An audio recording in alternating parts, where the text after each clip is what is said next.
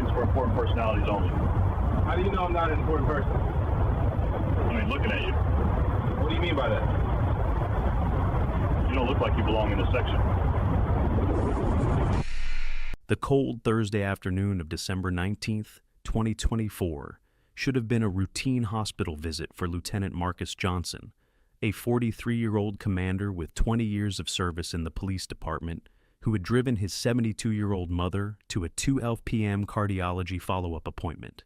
It was 2:32 p.m. when Marcus parked his personal gray sedan in a regular parking space at the hospital lot, helped his elderly mother exit the vehicle, and began walking toward the emergency entrance where the cardiology clinic was located.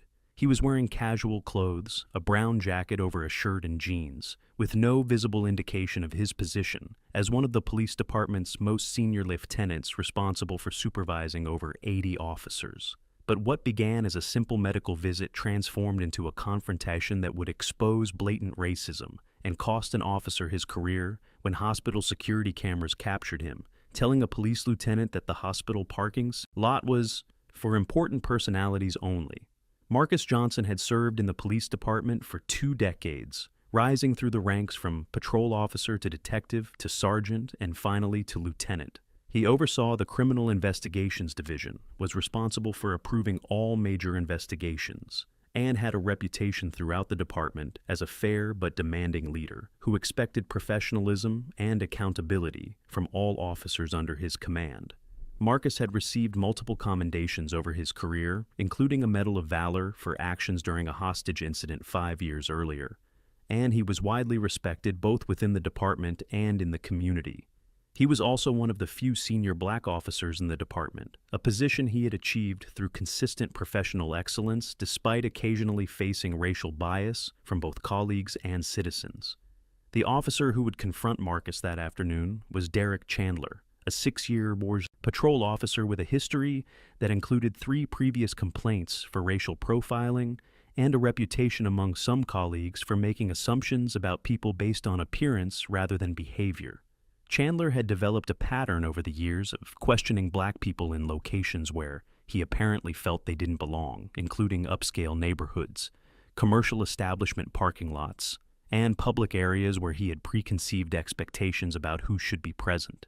He had received verbal warnings from supervisors about avoiding racial profiling, but had never faced significant discipline that might have changed his behavior. That specific afternoon, Chandler was on lunch break and had stopped at the hospital to pick up a prescription from the pharmacy. He was in full uniform, but technically off duty during his designated break. As he walked through the parking lot toward the hospital building, he noticed Marcus helping an elderly woman exit the gray sedan and beginning to walk toward the entrance. For Chandler, seeing a black man in casual clothes helping an elderly woman out of a car in a hospital parking lot apparently triggered his assumptions about who belonged there. He didn't see a professional visiting family or a patient arriving for a medical appointment. He saw someone he assumed shouldn't be using that parking space. Chandler changed direction and walked toward Marcus and his mother. The hospital parking lot security cameras, which monitored the area continuously for safety reasons, began capturing what would unfold. Marcus noticed the uniformed officer approaching and immediately became cautious, recognizing from decades of experience, both as a black officer and as a commander, that law enforcement encounters could escalate quickly even when you had done nothing wrong. He stopped and waited to see what Chandler wanted, keeping a gentle but firm hand on his mother's arm to ensure she remained steady on her walker. Chandler stopped a few feet from Marcus and immediately asked if that was his vehicle. Marcus, whose experience as a lieutenant had taught him to quickly assess encounters for potential problems, responded politely that, yes, it was. Chandler then asked if Marcus had authorization to park in that specific space.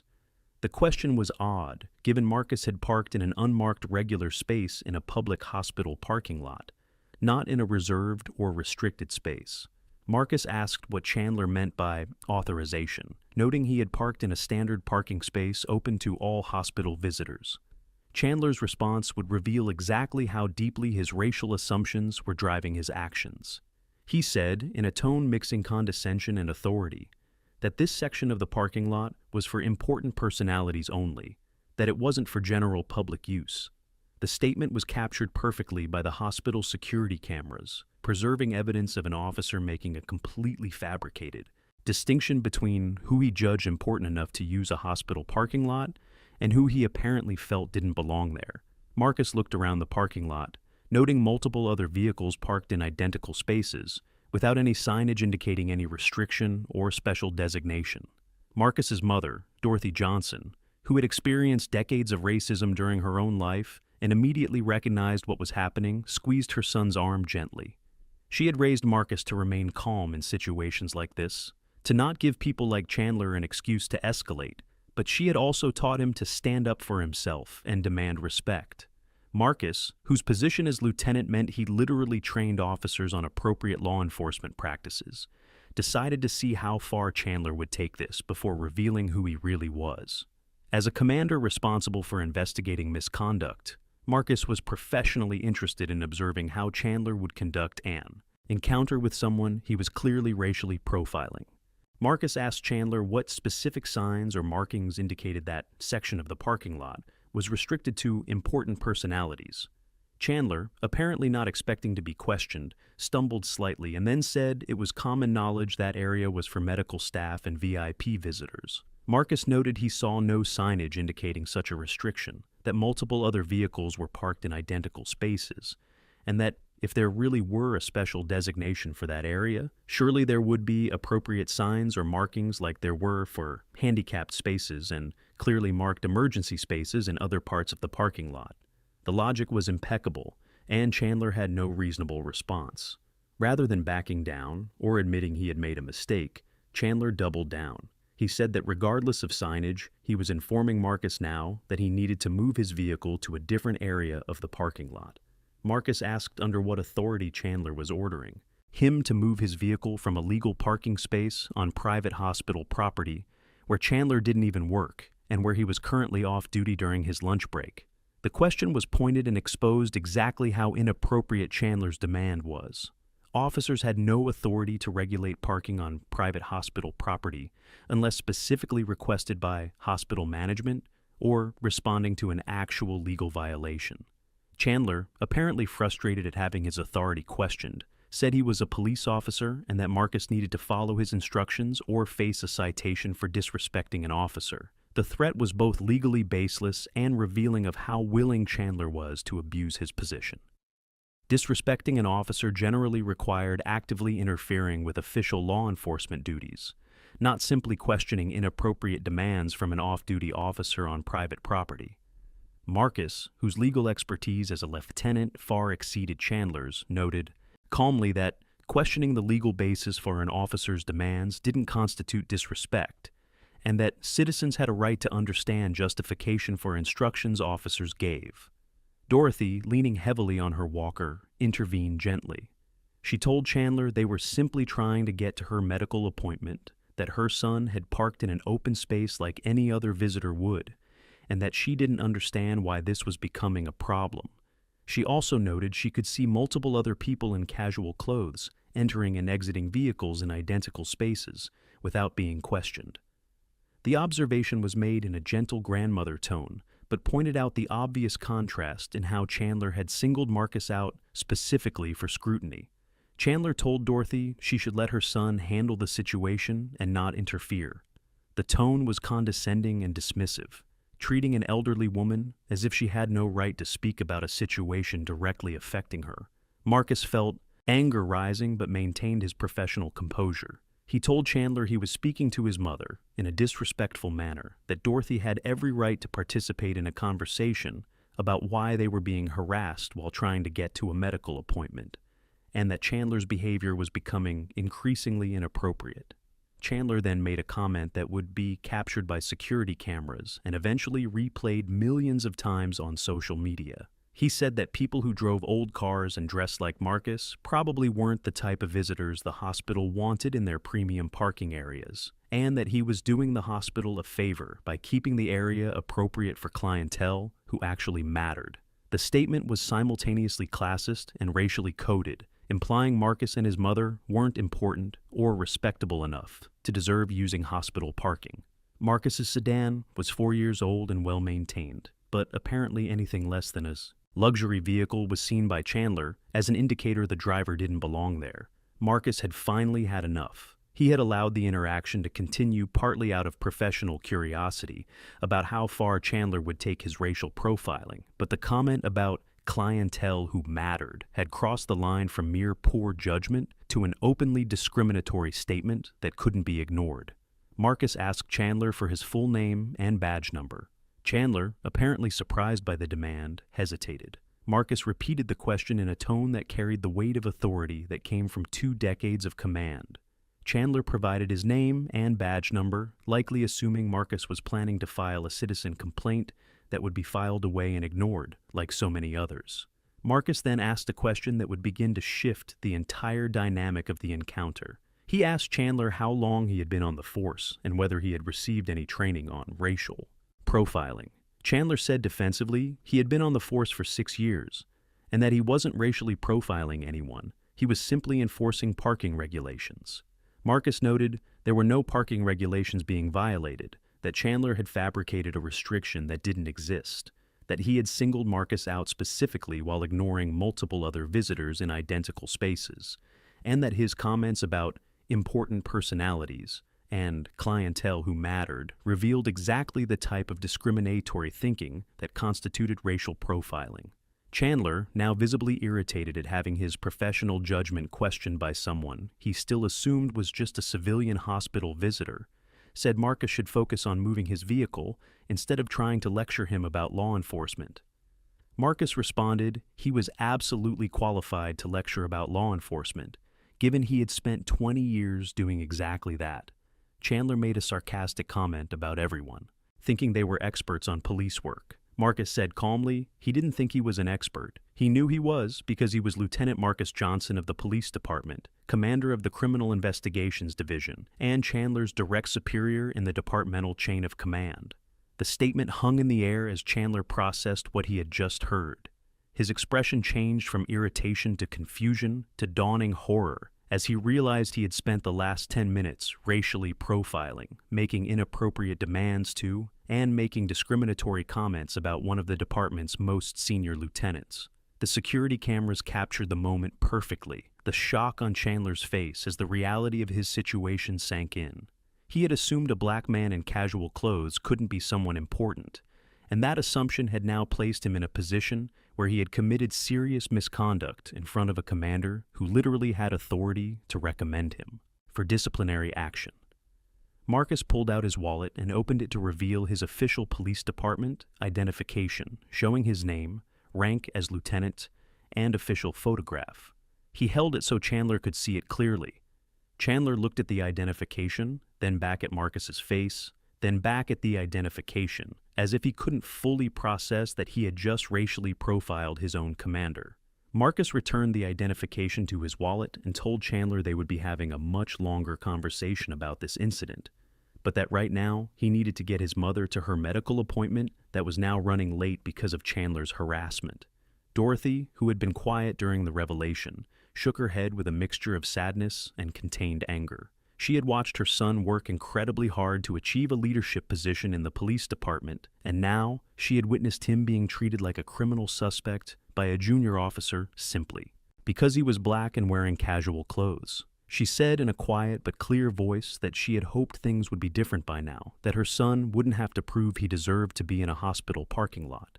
The words carried the weight of an entire generation's experiences with racism. Chandler immediately attempted damage control, beginning to apologize and saying there had been a misunderstanding, that he hadn't realized who Marcus was. Marcus cut him off and noted that was precisely the problem, that Chandler shouldn't have treated anyone the way he had treated Marcus, regardless of who they were. That racial profiling was equally wrong, whether directed at a police lieutenant or any other citizen, and that apologizing only because he discovered he had harassed his superior revealed Chandler didn't understand the fundamental nature of his misconduct. Marcus emphasized that if he had been just a regular civilian visitor, Chandler would have continued the harassment and potentially escalated to disciplinary action or even arrest based on absolutely nothing but racial assumptions. Chandler tried to explain he was just trying to ensure parking rules were followed, that he hadn't meant to offend. Marcus asked directly what specific rules he was enforcing given there was. no signage, that multiple other vehicles occupied identical spaces, and that Chandler himself had no jurisdiction over private property parking policies. Chandler couldn't provide a coherent response. Marcus then asked why specifically he had singled out Marcus and Dorothy to question rather than any of the other visitors in the parking lot. Chandler mumbled something about just making random rounds. Marcus noted there was nothing random about approaching the only black man in the parking lot and inventing a non-existent restriction to question his presence. Another hospital visitor, a middle-aged white man in a business suit who had parked 3 spaces away from Marcus, had noticed the interaction and approached. He introduced himself as Thomas Bradford, an attorney who was visiting a client in the hospital. Bradford said he had observed the entire encounter while walking from his vehicle, that he had heard Chandler make comments about important personalities and clientele who all mattered, and that he would be happy to provide a witness statement if needed. He also noted he himself was dressed casually today, had parked in an identical space, and had not been questioned in any way, suggesting Chandler's selection of Marcus had not been random at all. Bradford also mentioned he could see hospital security cameras capturing the entire area, noting there would likely be video record of the encounter that could verify exactly what was said and done. This information made Chandler go even paler as he realized his actions and statements were not just witnessed by multiple people, but also objectively documented through security surveillance.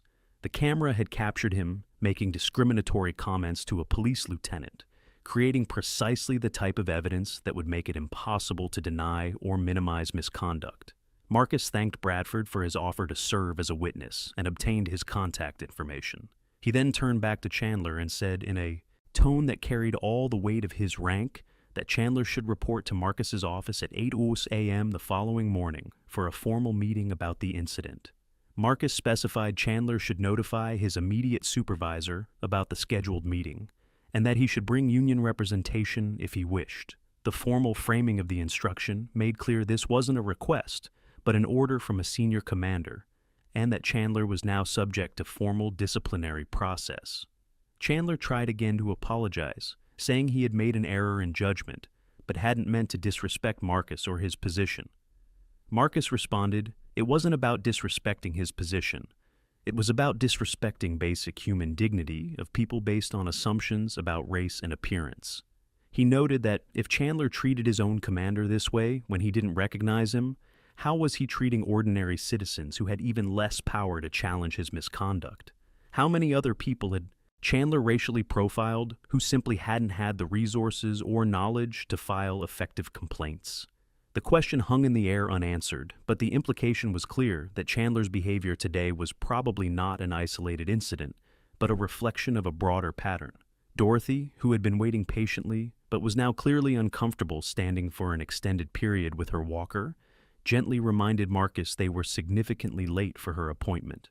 Marcus immediately turned his attention back to his mother, helping her stabilize herself and prepare to walk toward the hospital building. He told Chandler they would finish this discussion tomorrow during the scheduled meeting and that Chandler should use the time between now and then to reflect seriously on his actions and assumptions. Marcus also instructed Chandler not to discuss the incident with other officers beyond his immediate supervisor and union representative, noting any attempts to influence potential witnesses or shape narratives would be treated as additional misconduct. As Marcus and Dorothy began walking toward the hospital entrance, Chandler stood in the parking lot, processing the magnitude of what he had just done. He had racially profiled one of the department's most senior commanders, made discriminatory comments captured on security video, and demonstrated exactly the type of bias the department claimed to be working to eliminate. The fact he had done all of this in uniform, though technically off-duty, made it worse because he had used his position as an officer to make inappropriate demands and threats. Bradford, still present, observed to Chandler that he should really seriously consider what had just happened. As an attorney who had handled multiple civil rights cases, Bradford recognized Chandler had created a textbook case of racial profiling with multiple witnesses and video evidence. He suggested Chandler seek legal counsel from his union immediately and be completely honest about what had happened, because trying to deny or minimize misconduct captured on camera would only make things worse. Bradford then headed toward the hospital, leaving Chandler alone with his actions and their consequences. Chandler finally walked back to his vehicle, his lunch break now completely ruined and his career potentially in jeopardy. He sat in his patrol car for several minutes, holding his head in his hands as he realized his assumption that a black man in a hospital parking lot couldn't be someone important had just possibly destroyed everything he had worked for. He had had multiple opportunities to back down, to acknowledge he was making a mistake, but instead he had doubled down on his assumptions and escalated the situation until finally learning the truth in the most humiliating way possible. Inside the hospital, Marcus helped his mother check in at the cardiology clinic, explaining to the reception staff they were late due to unforeseen circumstances.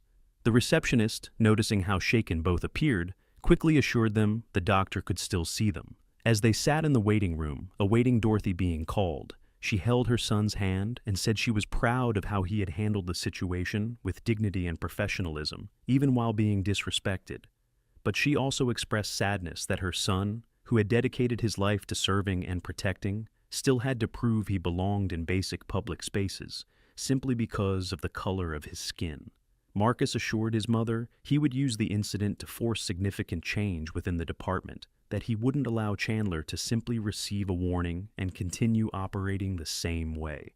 He noted that as a commander, he had responsibility not just to discipline Chandler, but also to examine whether there were systemic failures that had allowed an officer with apparent bias issues to operate for 6 years without adequate intervention. The 3 previous complaints in Chandler's file suggested this wasn't the first time he had racially profiled someone, and Marcus was determined to find out why those complaints hadn't resulted in meaningful correction. Dorothy's appointment went well, her cardiologist reporting her heart was responding well to treatment, and she should continue her current medications.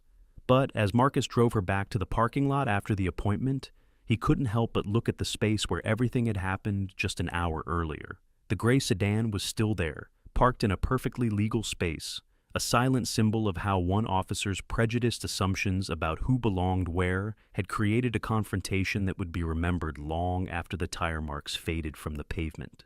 Marcus arrived at his office at 7:30 a.m. the following morning, an hour before the scheduled meeting with Chandler, to review Chandler's personnel file and prepare for what would be an extremely serious conversation. What he discovered confirmed his suspicions that the parking lot incident was not an aberration, but part of a broader pattern. The 3 previous complaints in Chandler's file all involved allegations of racial profiling, one from a black motorist stopped in an upscale neighborhood without clear traffic violation, one from a black man questioned while walking through a commercial district Chandler apparently felt he didn't belong in, and one from a black family approached at a public park and questioned about their activities without apparent reason. None of the 3 complaints had resulted in formal discipline beyond verbal counseling. Marcus also reviewed Chandler's performance evaluations and noted a concerning pattern of supervisors observing Chandler occasionally demonstrated poor judgment in selection of individuals for investigative contact and needed to develop better understanding of community dynamics. This was coded language supervisors often used when they wanted to document concerns about possible racial bias without explicitly making such a serious accusation. The fact these observations appeared in multiple evaluations over several years suggested supervisors had recognized a problem, but hadn't taken adequate action to address it. Marcus contacted the hospital's security department before the scheduled meeting to obtain an official copy of the parking lot security camera recording. The hospital security director, who knew Marcus from previous professional interactions related to criminal cases at the hospital, immediately provided the video and expressed concern about an officer making discriminatory comments on hospital property. The director also mentioned multiple hospital staff had reported seeing the interaction and were disturbed by the treatment of peaceful elderly visitors. The hospital would be filing its own formal complaint with the police department about the incident. At 8 a.m. precisely, Chandler arrived at Marcus's office accompanied by a union representative, a veteran sergeant named Robert Chen, who had represented officers in multiple disciplinary proceedings. Marcus invited them to sit and began the meeting by establishing this was a formal preliminary investigation of possible misconduct, that Chandler had rights to union representation and against self-incrimination, but that Marcus expected Chandler to provide a full and honest account of what had happened in the hospital parking lot. Marcus also informed Chandler there was video evidence from hospital security cameras capturing the entire encounter, so any attempts to distort or minimize what had occurred would be treated as additional dishonesty. Chen, the union representative, asked to see the video recording. Marcus played it on his computer screen, allowing everyone in the room to watch. The video was crystal clear. It showed Chandler approaching Marcus and Dorothy, the prolonged conversation in the parking lot, Chandler's body language becoming progressively more aggressive, and Marcus eventually showing his identification. While the audio wasn't perfect due to the camera's distance and wind, multiple key phrases were clearly audible, including Chandler's comment about important personalities and clientele who mattered. The video also clearly showed multiple other vehicles occupying identical spaces without being questioned. Chen watched the video with expression becoming progressively more serious. As a veteran who had seen many misconduct cases, he immediately recognized this would be extremely difficult to defend. The video evidence was objective and clear, showing Chandler making exactly the type of discriminatory comments that constituted racial profiling. Chen asked to have a private moment with Chandler before continuing the meeting. Marcus granted the request, leaving them alone in his office for 15 minutes, while presumably Chen explained to Chandler exactly how serious his situation was. When the meeting resumed, Chandler provided an account of the incident that essentially confirmed what the video showed. He admitted he had approached Marcus without clear legal basis, that he had invented a restriction about that section of the parking lot being for important personalities, that he had made comments about clientele who mattered, and that he had continued questioning Marcus even after Marcus had pointed out there was no signage or justification for Chandler's demands. Chandler tried to explain he had felt he was protecting the hospital from potential problems, but when pressed about what specific problems he had thought Marcus and elderly Dorothy represented, he couldn't provide any reasonable answer. Marcus asked Chandler directly if he recognized his actions constituted racial profiling. Chandler hesitated, then said he hadn't consciously thought about race when making the approach. Marcus noted racial profiling didn't require conscious intent, that it operated through implicit bias and assumptions about who belonged in certain spaces, and that Chandler's selection of Marcus specifically while ignoring multiple other visitors in identical spaces demonstrated exactly such bias. Marcus also pointed out Chandler's comments about important personalities and clientele who mattered, revealed he had made judgments about Marcus's worth and legitimacy based on appearance rather than actual behavior. Marcus then reviewed the 3 previous racial profiling complaints in Chandler's file. He noted each complaint involved Chandler questioning black people without clear legal justification, that the pattern over 6 years suggested the problem wasn't a series of isolated misunderstandings, but a reflection of systemic bias Chandler apparently hadn't recognized or addressed. Marcus asked Chandler directly if he saw a pattern in his own actions. Chandler said defensively he had tried to treat everyone fairly, that he wasn't racist. Marcus responded racial profiling didn't require being consciously racist, that it was about allowing prejudiced assumptions to drive law enforcement decisions in ways that disproportionately impacted people based on race. Chen intervened to note Chandler had completed the department's mandatory anti-bias training and had passed all required tests. Marcus responded that passing a test about bias and actually recognizing and controlling bias in real-world interactions were 2 very different things, and that Chandler's pattern of behavior suggested the training had failed to change his actual actions. Marcus also noted this raised questions about whether the department's training program was adequate and whether there was sufficient supervision to ensure officers with known warning signs received additional intervention. The formal investigation expanded beyond just the parking lot incident as Marcus dug into Chandler's history and discovered an even more concerning pattern than the 3 official complaints suggested. Marcus contacted the 3 individuals who had filed previous complaints against Chandler and conducted follow-up interviews. All 3 described experiences remarkably similar to Marcus's, being approached by Chandler without clear legal justification, questioned about why they were in certain areas, treated with suspicion based apparently on nothing but their race. One of the complainants, a black university professor who had been stopped while driving through an upscale neighborhood, noted Chandler had specifically asked if he actually lived in that area, in a tone that implied disbelief a black man could legitimately reside in an affluent neighborhood. Marcus also reviewed Chandler's stop records over his 6 years on the force. Statistical analysis revealed a striking pattern. Despite the city having a population approximately 18% black, 64% of Chandler's traffic stops involved black motorists. Of stops involving white motorists, 82% resulted in verbal warnings without citation. Of stops involving black motorists, 71% resulted in citations or vehicle searches.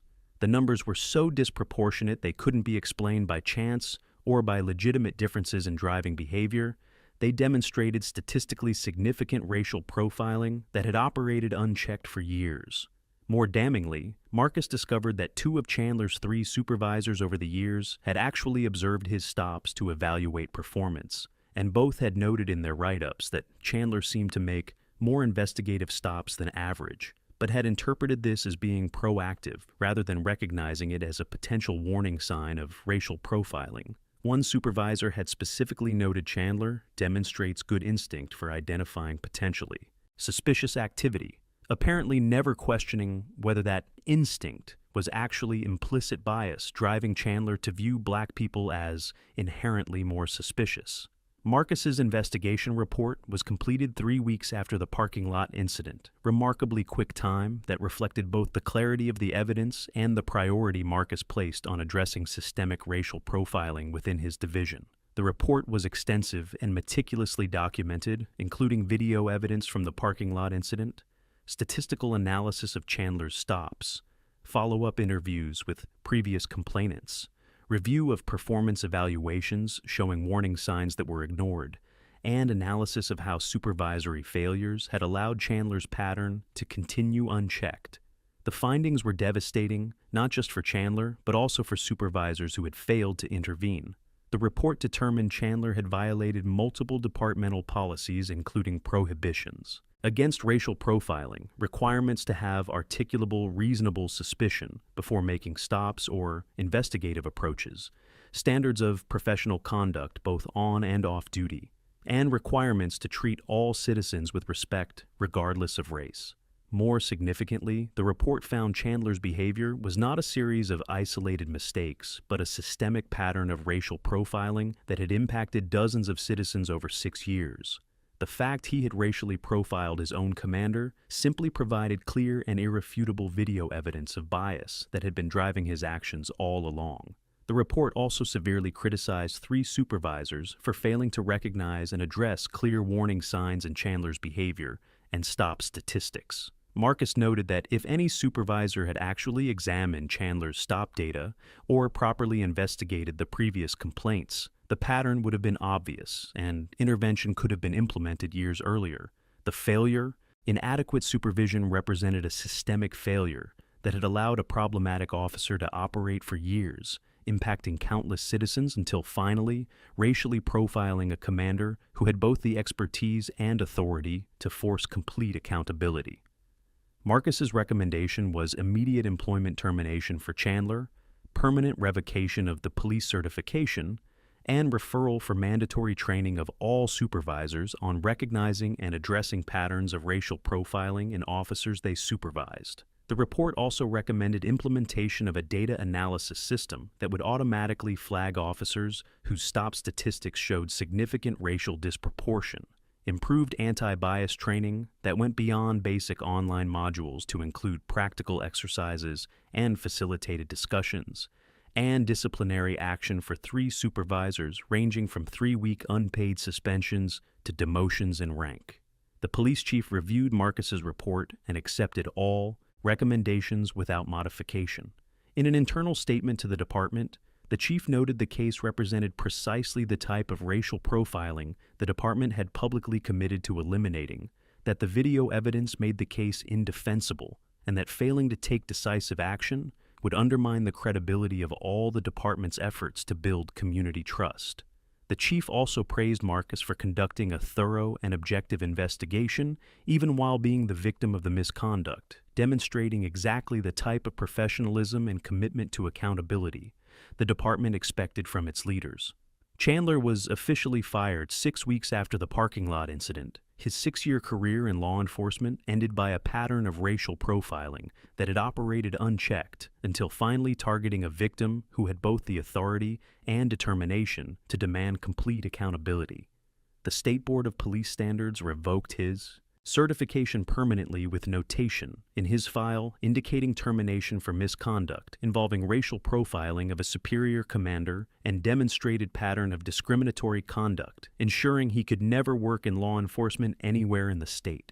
Chandler attempted to appeal the termination through the police union, but Chen, the union representative who had represented him in the initial meeting, recommended Chandler not proceed with an appeal. Chen explained the video evidence was too clear, the statistical analysis too damning, and the fact Chandler had racially profiled a police lieutenant made it impossible to argue this was a minor error in judgment. Chen noted proceeding with a lengthy appeal would only result in the same conclusion while generating additional negative publicity and potentially exposing Chandler to civil lawsuit from Marcus or others he had racially profiled.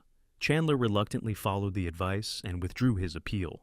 Marcus did not file a civil lawsuit against Chandler or the department, a decision that surprised some observers given the clear case of racial profiling and the emotional distress of being discriminated against in front of his elderly mother. But Marcus explained in an internal departmental interview that as a senior commander, he had a responsibility to focus on systemic change rather than personal compensation, that the reforms implemented as a result of the investigation would benefit countless future citizens who might otherwise have been racially profiled, and that he had achieved his primary goal of removing a problematic officer from the force and forcing accountability from supervisors who had failed to intervene earlier. Marcus noted a civil lawsuit would have personalized the issue when the real problem was systemic and required systemic solutions. The story of the incident eventually leaked to local media, though Marcus initially tried to keep the case internal to the department. A journalist obtained a copy of the hospital security recording through a public records request, and the story quickly gained traction. Police lieutenant racially profiled by junior officer in hospital parking lot, and officer fired after telling commander parking was only for important personalities.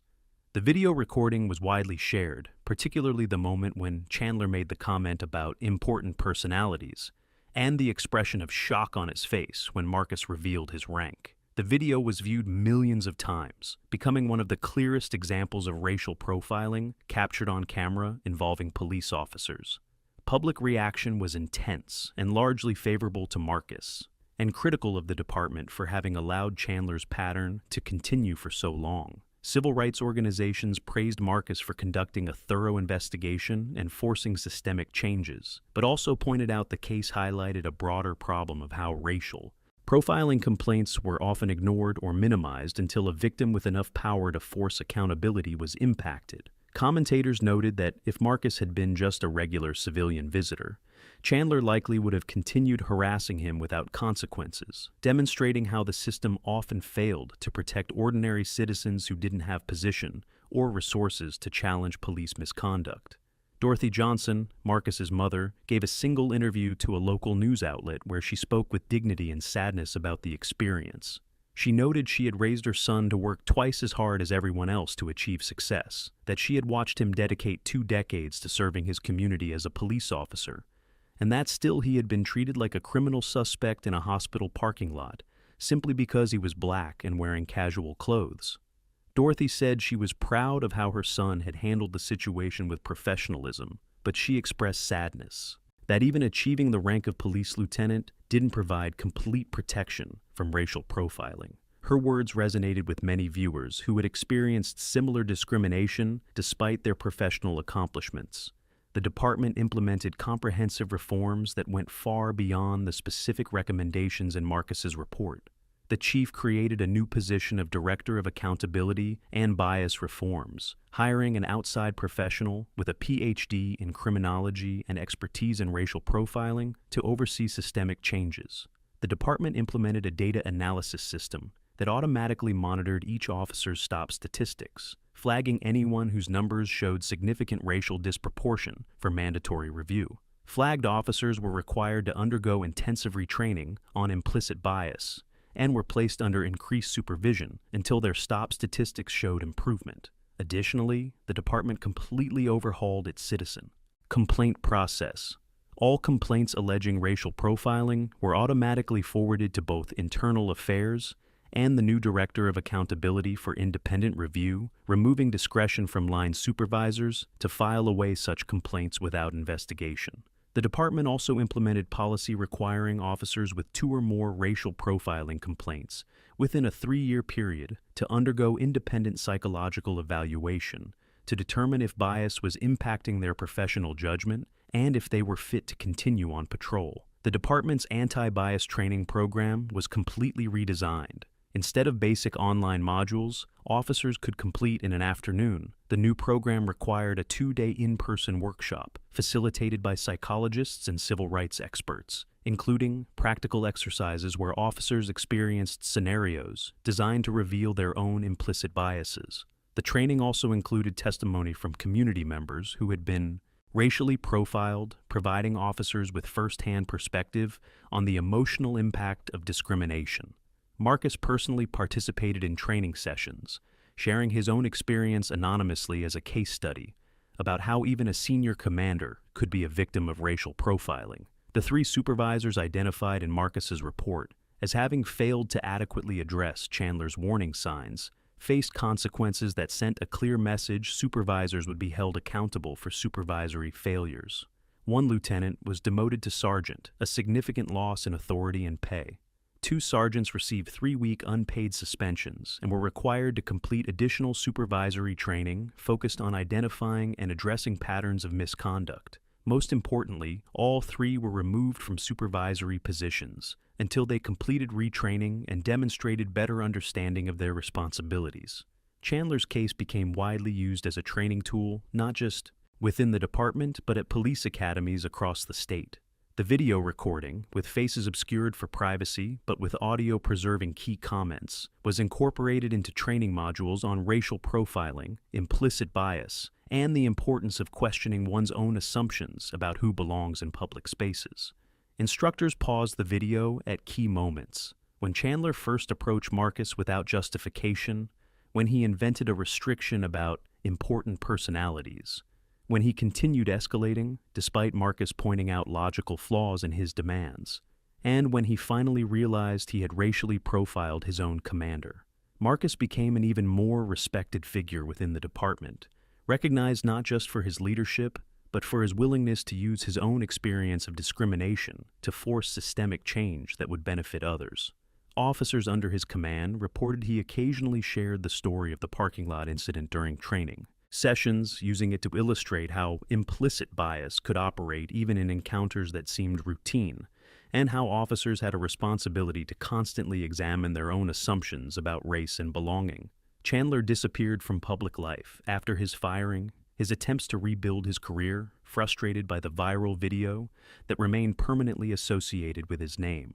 Online searches for Derek Chandler Police immediately brought up the hospital parking lot video and dozens of articles about how he had racially profiled a police lieutenant. He tried multiple jobs in unrelated fields, but employers who did basic background checks invariably discovered the story. Chandler eventually moved to a different state and found work in a field completely unrelated to law enforcement or security. His life permanently altered by 6 years of operating based on racial bias that culminated in telling a police lieutenant a hospital parking lot was only for important personalities. Thomas Bradford, the attorney who had witnessed the incident and offered to provide a statement, became an advocate for witnesses intervening in problematic police encounters. He used his experience from the hospital parking lot as an example in public talks about the role witnesses can play in creating accountability, noting his presence and willingness to provide a statement had provided additional corroboration that strengthened Marcus's investigation. Bradford also worked with civil rights organizations to develop training materials teaching citizens when and how to safely intervene in police encounters that seemed problematic. The hospital where the incident occurred implemented its own policy changes, training security and staff on how to respond if they witnessed possible racial profiling on hospital property. The hospital also increased monitoring of security cameras in parking areas and implemented protocol to review footage if complaints were received about discriminatory Treatment of visitors. The hospital security director sent a memo to all staff noting the hospital was committed to providing a welcoming and respectful environment for all visitors regardless of race, and that any observations of discriminatory treatment should be reported immediately. The specific parking space where the incident occurred didn't change physically, no special sign was added, because the whole point was there had never been any restriction to begin with. But it became something of a minor landmark in the community, with people occasionally pointing to it when discussing the case. The ordinary unmarked parking space became a symbol of how prejudiced assumptions about who belongs in public spaces could lead to racial profiling even in the most mundane situations. Marcus occasionally returned to the hospital for his mother's medical appointments, always parking in regular spaces without incident, but he could never visit without being reminded of that December afternoon, when he had experienced firsthand the type of racial profiling he had spent his career combating. The experience had made him an even more effective commander, giving him visceral understanding of how discrimination felt and strengthening his determination to ensure officers under his supervision treated all citizens with respect and dignity. Dorothy Johnson lived another 3 years after the incident, during which time she saw her son implement reforms that made the department significantly better at addressing racial profiling. Before she passed away, she told Marcus she was proud, not just that he had achieved the rank of lieutenant, but that he had used his position and experience to make real change that would protect others from experiencing similar discrimination. She noted the struggles she had faced during her life, and that her son still occasionally faced despite his accomplishments might finally begin to diminish if leaders like Marcus continued insisting on accountability and systemic change. The lasting legacy of the case extended far beyond one officer's firing or one department's reforms. It became nationally cited in discussions about how racial profiling operated through assumptions about who belonged in certain spaces, used in court cases establishing that not even police commanders were immune to racial discrimination, and incorporated into training about the importance of examining officers' stop statistics rather than simply accepting explanations. They were treating everyone fairly. The case demonstrated implicit bias could lead officers to racially profile even their own superiors if they didn't recognize those superiors, and that systemic change required not just training individual officers, but also implementing data analysis systems and oversight that could identify patterns of misconduct before they escalated to serious incidents. For Black communities, Marcus's case offered validation that racial profiling happened even to highly accomplished Black professionals, that achieving success and position didn't provide complete protection from discrimination. But it also offered some hope that when victims had the power and determination to demand accountability, systemic change was possible. Marcus's willingness to use his own experience of discrimination to force comprehensive reforms resonated with countless people who had experienced racial profiling but hadn't had resources or platform to create change. For law enforcement, the case provided an impossible-to-ignore lesson about how data analysis could reveal patterns of racial profiling that supervisors had failed to recognize, about why citizen complaints needed to be taken seriously and investigated thoroughly rather than filed away, and about how implicit bias could operate even against fellow officers when they weren't recognized. Departments across the country reviewed their own practices, implemented similar data analysis systems, and strengthened complaint processes to ensure patterns of misconduct were identified and addressed earlier. Years later, when asked in an interview if he regretted how he had handled the parking lot incident, Marcus said he regretted it had happened at all, that in a truly equitable society, he should have been able to take his mother to a medical appointment without being racially profiled. But he didn't regret using the incident to force systemic change, conducting a thorough investigation that revealed a broader pattern, insisting on comprehensive reforms that went beyond just firing one officer. Marcus noted real change required more than individual accountability. It required transforming systems that allowed misconduct to operate unchecked, and that his personal experience of discrimination had given him both the motivation and authority to implement such transformations. The hospital security recording remained the most viewed video evidence of a police lieutenant being racially profiled by a junior officer, a permanent symbol of how assumptions about race and importance could lead even experienced officers to treat their own commanders as suspects when they didn't recognize them in the casual clothes. The video continued being used in training years after the incident, each new generation of recruits watching the moment when Chandler realized he had racially profiled a lieutenant, the expression of horror serving as a visceral warning about the consequences of allowing bias to drive law enforcement decisions. And in hospital parking lots across the country, visitors continued parking in open spaces without being questioned about whether they were important personalities enough to be there. But the case served as a reminder that vigilance was necessary, that racial profiling could happen in the most mundane places, and that creating true equity required not just training individual officers, but also implementing accountability systems that ensured misconduct would be identified and addressed regardless of who was victimized. The empty parking space where Marcus had parked that December day remained just that, an empty space. But the confrontation that had occurred there had created ripples that would eventually benefit countless others who would never know their chances of being racially profiled had decreased slightly, because one lieutenant had refused to accept discriminatory treatment and had used his authority to force change that extended far beyond his personal experience.